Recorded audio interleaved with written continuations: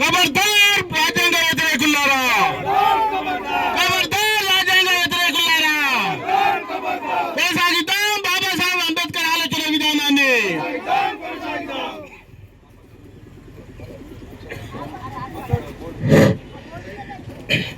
ఈరోజు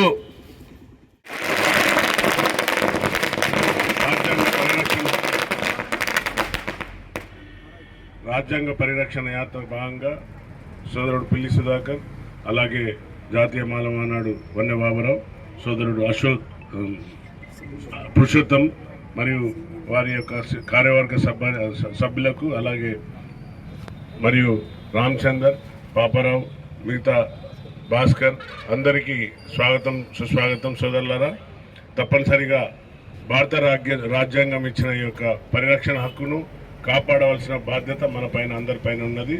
ఈ యొక్క పరిరక్షణ అనేది ఇక చాలామంది మేధావులకు తెలిసే విధంగా మీరు చేపట్టడం చాలా హర్షణీయం.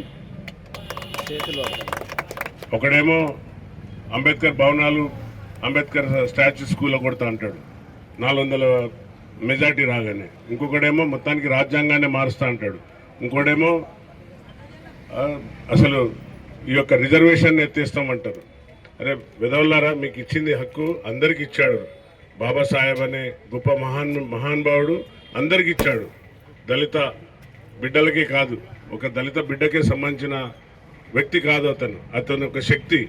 బడుగు బలహీన వర్గాలకు, ఓసీ, బీసీ, ఈసీ అందరికీ, ముస్లిం మైనార్టీ సోదరులకు ప్రతి ఒక్కరికి హక్కు కల్పించిన గొప్ప మహానుభావుడు.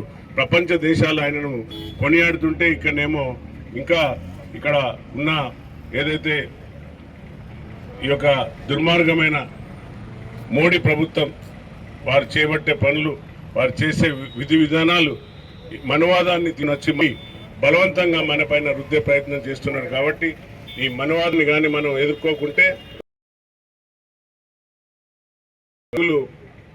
మళ్ళీ అదే విధంగా తయారైతాయి. కాబట్టి ముందుకు తీసుకు